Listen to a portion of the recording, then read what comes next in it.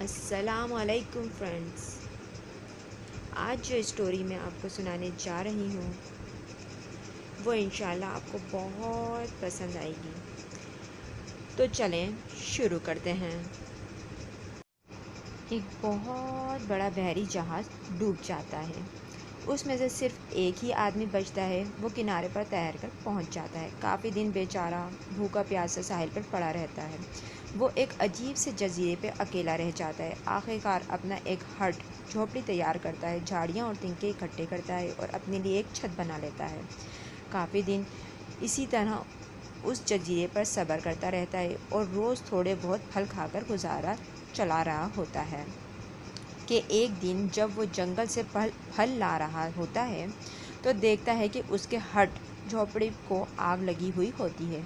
وہ بہت دل برداشتہ ہوتا ہے اور سوچتا ہے کہ اے خدا، میرے ساتھ ایسا کیوں کر رہا ہے۔ وہ بہت روتا ہے اور روتے روتے سو جاتا ہے۔ جب اس کی آنکھ کھلتی ہے تو دیکھتا ہے کہ ساحل پر ایک بڑا بحری جہاز کھڑا ہوا ہوتا ہے۔ وہ بہت خوش ہوتا ہے اور اس کی طرف بھاگتا ہے۔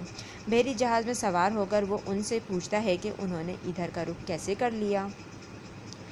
تو وہ اس کو بتاتے ہیں کہ انہوں نے جزیرے سے دھواں اٹھتے ہوئے دیکھا تھا اور وہ سمجھ گئے کہ کسی کو ان کی مدد کی ضرورت ہے۔ اس آدمی نے دل میں اپنے رب کا شکر ادا کیا کہ اس کا گھر جل گیا، مگر اس میں اس ہی کی اپنی بھلائی پوشیدہ تھی۔ جو کچھ بھی آپ کے ساتھ ہوتا ہے اس پر پریشان مت ہوں، جب برا بھی ہو تو بھی اس میں کچھ بھلائی کا پہلو ضرور پوشیدہ ہوگا۔ بس اپنا یقین پختہ رکھیں، یہ بہت ضروری ہے۔